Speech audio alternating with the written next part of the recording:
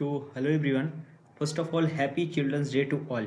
Here are one important quote mentioned in front of you. That is the very important quote for all students, which is representing for the nation, which is representing for the family, which is representing from the society. That is very important. You know very well, every child is a different kind of flowers, and together they make this world's most beautiful garden.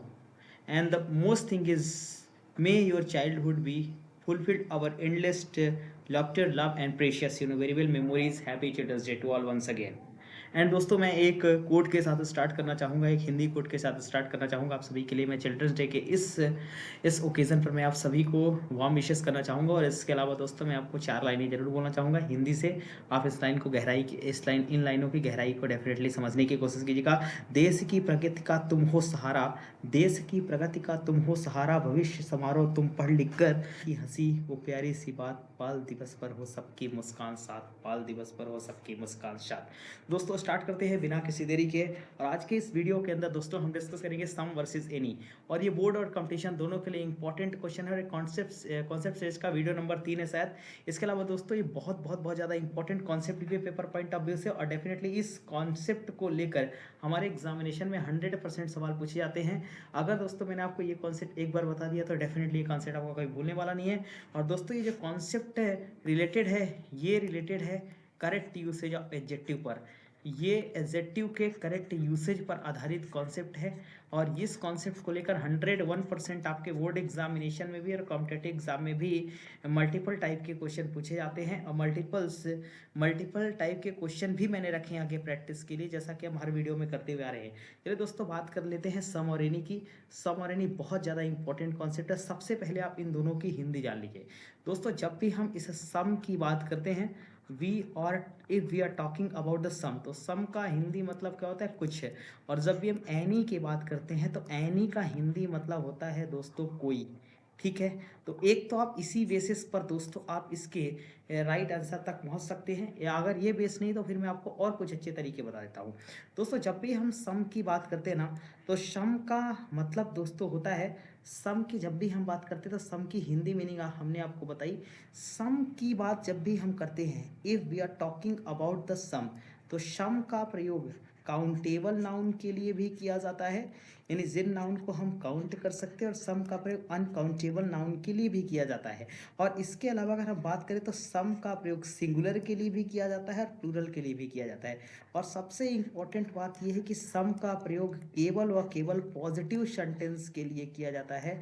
Negative sentence के लिए सम का प्रयोग नहीं किया जाता है, यानी जिन सेंटेंसों में नॉट नहीं लगा होता है उनके लिए हम सम का प्रयोग करते हैं। सम का प्रयोग हम पॉजिटिव सेंटेंस के लिए करते हैं, ये बहुत इंपॉर्टेंट बात है। इसके अलावा दोस्तों, अगर हम एनी की बात करें तो एनी का प्रयोग भी हम करते हैं काउंटेबल के साथ और अनकाउंटेबल के साथ। एनी का प्रयोग भी हम करते हैं काउंटेबल के साथ और अनकाउंटेबल का के साथ। लेकिन एनी का प्रयोग दोस्तों कभी भी प्लूरल नाउन के लिए नहीं किया जाता। एनी का प्रयोग सिर्फ व सिर्फ सिंगुलर नाउन के लिए किया जाता है। और सबसे इंपॉर्टेंट बात यह है कि एनी एक ऐसा एडजेक्टिव है जिसका प्रयोग हम निगेटिव सेंटेंस को बताने के लिए करते हैं। जिन सेंटेंसों में नॉट लगा होता है उन सेंटेंसों में आप बिना किसी प्रॉब्लम के एनी का प्रयोग कर सकते हैं। आपका आंसर जो है वो 100% राइट होगा। तो सबसे इंपॉर्टेंट चीज, पॉजिटिव सेंटेंस को बताने के लिए सम का प्रयोग, और निगेटिव सेंटेंस को बताने के लिए किसका प्रयोग? एनी का प्रयोग। बेहद इजी और बहुत ज़्यादा वेरी इजी कॉन्सेप्ट है। चलिए, इसी पर आधारित एक एग्जाम्पल आपके सामने मैं रखने की कोशिश करता हूँ। मैंने लिखा सी नेवर मीट्स सम। एक ऑप्शन देता हूँ आपको एनी, फिर मैं लिखता हूँ वन। ठीक है, यहाँ पर इस कॉन्सेप्ट को देखिए, सी नेवर मीट्स सम और एनी वन। ठीक है, तो देखिए सी एक सिंगुलर सब्जेक्ट है, सिंगुलर सब्जेक्ट के साथ सिंगुलर हेल्पिंग ऑफ, इसके साथ मीट्स लगा है। ठीक है दोस्तों, नेवर एक ऐसा एडवर्ब है, नेवर एक ऐसा एडवर्ब है जो कि हमेशा निगेटिव सेंस देता है। इसी वजह से निगेटिव के लिए क्या लगाएंगे आप? एनी का प्रयोग करेंगे। तो सम यहाँ पर रॉन्ग हो गया, एनी यहाँ पर क्या हो गया? राइट आंसर हो गया। चलिए, आपने एक एग्जाम्पल भी समझा। इसके अलावा दोस्तों मैं आपको एक और इंपॉर्टेंट चीज़ यहाँ पर आपको सिखाना चाहूँगा सम और एनी को लेकर।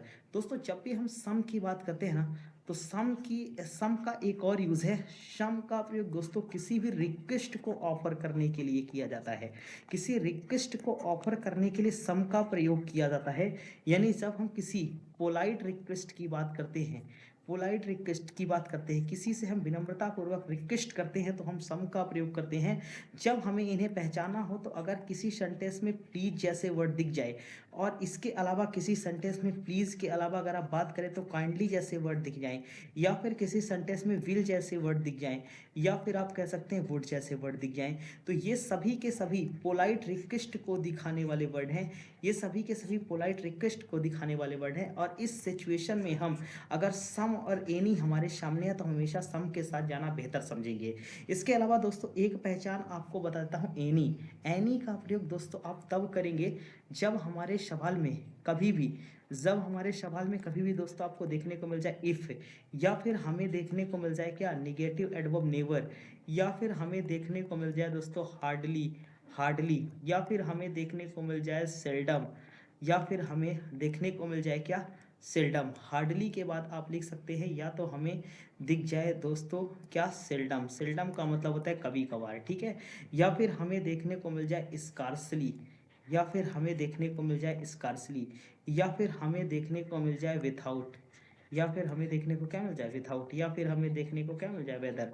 ये सब निगेटिव वर्ड है दोस्तों। या फिर हमें देखने को मिल जाए अनलेस, अनलेस या अनटिल, ये निगेटिव वर्ड है। इनके आने पे हमेशा आपको किसका यूज करना है, एनी का प्रयोग करना है, क्योंकि पहले से ही सेंटेंस को निगेटिव बना देते हैं। अब देखिए दोस्तों, चलिए एक एक सेंटेंस को हम ट्राई करते हैं, एक एक सेंटेंस के सही क्वेश्चंस के, एक एक सेंटेंस के सही आंसर की तरफ दोस्तों हम पहुंचना चाहते हैं। पहला सवाल लिखा है आई शैल हैव डैश बुक्स। दोस्तों बुक्स कैसा नाउन है, प्लूरल। तो जब भी हम बात करते हैं बुक्स प्लूरल है, तो प्लूरल नाउन के लिए हम एनी का प्रयोग तो सिर्फ और सिर्फ सिंगुलर नाउन के लिए करते हैं। और ये सेंटेंस कैसा है, ये सेंटेंस आपने देखा ये पॉजिटिव सेंटेंस है। तो पॉजिटिव सेंटेंस के लिए हम क्या लगाएंगे, सम लगाएंगे। तो पहले सेंटेंस का राइट आंसर क्या हो गया, सम। चलिए नेक्स्ट क्वेश्चन पे आइए। नेक्स्ट क्वेश्चन लिखा है I have dash question to ask. बहुत अच्छा, ये पॉजिटिव सेंटेंस है, इसमें कोई निगेटिविटी नहीं है, तो इसमें भी सम का यूज होगा। नेक्स्ट क्वेश्चन देखिए, लिखा है दोस्तों शी बॉट मैंगोज। मैंगोज अपने आप में क्या है, प्लूरल है। मैंगोज अपने आप में प्लूरल है, और आपने इसको देखा ये भी पॉजिटिव सेंटेंस है। तो पॉजिटिव सेंटेंस में आप हमेशा किसका यूज करेंगे, सम। अब देखिए नेक्स्ट सवाल, I will not eat that thing today. यहाँ पर लिखा I will not, not not यानी सेंटेंस क्या बन गया, निगेटिव। और निगेटिव सेंटेंस के लिए आप किसका प्रयोग करते हैं, निगेटिव सेंटेंस के लिए आप हमेशा एनी का प्रयोग करेंगे। नेक्स्ट क्वेश्चन देखिए दोस्तों, people wanted to meet you. Fifth question बहुत ज़्यादा इजी है, ये पॉजिटिव सेंटेंस है, और पॉजिटिव सेंटेंस के लिए आप किसका यूज करेंगे, सम। और ये पीपल क्या है, प्लूरल। दोस्तों इंग्लिश में 5 पी हमेशा प्लूरल होते हैं, पुलिस, पब्लिक, पीपल, पीजेंट्री और poultry. Next question, I do not have dash problem. Problem दोस्तों अपने आप में अनकाउंटेबल नाउन है, प्रॉब्लम अपने आप में अनकाउंटेबल नाउन है। और इसके अलावा दोस्तों ये निगेटिव सेंटेंस है, तो निगेटिव सेंटेंस के साथ आप किसका यूज करेंगे, एनी का use. She is not going, यहाँ पर नॉट लगा है, नॉट लगा है तो सेंटेंस निगेटिव है, और निगेटिव सेंटेंस के लिए किसका यूज करेंगे, एनी का। अपने आंसर आप दोस्तों काउंट करते जाइएगा, और लास्ट में अपने आंसर कमेंट बॉक्स में पिन कीजिएगा। Please give me dash change coins, यहाँ पर आपको एनी सम। ये क्वेश्चन दोस्तों आपको खुद से एज अ होमवर्क करना है। तो इस क्वेश्चन का राइट आंसर आप कमेंट कीजिएगा कमेंट बॉक्स में। मैं इस क्वेश्चन का आंसर आपको नहीं बताने वाला, और जब नेक्स्ट वीडियो स्टार्ट होगा तो उस वीडियो के अंदर मैं स्टार्टिंग में इस क्वेश्चन का राइट आंसर आपको बता दूंगा, ठीक है। Will you take dash more seats, any और सम। यहाँ पर भी आपके पास ऑप्शन विल बी सेम। इसका क्वेश्चन, इसका आंसर भी आपको डेफिनेटली खुद से कमेंट करना है कमेंट बॉक्स के अंदर। नेक्स्ट क्वेश्चन लिखा है would you like to take. अब देखिए मैंने आपको दोस्तों बता रखा है कि वुड की जब भी हम बात करते हैं तो वुड अगर क्वेश्चन में कभी भी आएगा तो वुड के आने पर डेफिनेटली आप किसका प्रयोग करेंगे, सम का प्रयोग करेंगे, क्योंकि वुड क्या करता है, पोलाइट रिक्वेस्ट को ऑफर करने की कोशिश करता है। नेक्स्ट सवाल लिखा I don't have dash history books. बहुत इजी सा क्वेश्चन है, आई डोंट हैव। यहाँ पर डोंट ने सेंटेंस को क्या बना दिया है, डोंट ने सेंटेंस को निगेटिव बना दिया है, और ये कॉन्ट्रैक्शन फॉर्म है, ठीक है। डू नॉट का कॉन्ट्रैक्शन फॉर्म क्या होता है, डोंट होता है। तो यहाँ पर आप बेसिक तरीके से इस सवाल का राइट आंसर लिख देंगे एनी, ठीक है। नेक्स्ट सवाल, आई हैव डैश फ्रेंड्स इन दिल्ली। दोस्तों यहाँ पर एक बात मैं आपको बताना चाहूँगा, दिल्ली एक लार्जर प्लेस है, और लार्जर प्लेस को बताने के लिए आप कौन से प्रीपोजिशन का यूज करेंगे, इनका। बिल्कुल सही कहा आपने, आई हैव डैश फ्रेंड्स। तो यहाँ पर ये सेंटेंस एक बार फिर से पॉजिटिव है, पॉजिटिव सेंटेंस के लिए आप किसका प्रयोग करेंगे, सम का। ये बहुत बेसिक क्वेश्चन, इसीलिए दोस्तों थोड़ा मैं स्पीडली बोलने का ट्राई कर रहा हूँ, क्योंकि इन क्वेश्चनों में ज़्यादा कुछ है नहीं। नेक्स्ट क्वेश्चन है if you have dash problem tell me. अब मैंने आपको बता रखा रखा है दोस्तों कि जिन क्वेश्चन में हमें इफ देखने को मिलता है तो डेफिनेटली उसमें हम किसका यूज करेंगे, एनी का यूज करेंगे। वेरी गुड, ठीक है। ही नेवर प्लेज, यहाँ पर लिखा है नेवर। नेवर सेंटेंस, नेवर ने सेंटेंस को फिर से निगेटिव बना दिया, और अगर सेंटेंस निगेटिव है तो फिर हम किसका प्रयोग करेंगे, एनी का। नेक्स्ट क्वेश्चन है ही हैज हार्डली। दोस्तों हार्डली का मतलब होता है मुश्किल से, हार्डली का मतलब होता है बहुत मुश्किल से, बहुत कठिनाई से। तो हार्डली में सेंस किसका रहा, निगेटिव का, और निगेटिव सेंस के लिए किसका यूज, एनी का। दोस्तों एक बार ये क्वेश्चन क्लास 12 के बोर्ड एग्जामिनेशन में आ भी चुका है हार्डली को लेकर। तो हार्डली यदि सेंटेंस में कभी भी आता है तो डेफिनेटली आप सेंटेंस में एनी का यूज करेंगे।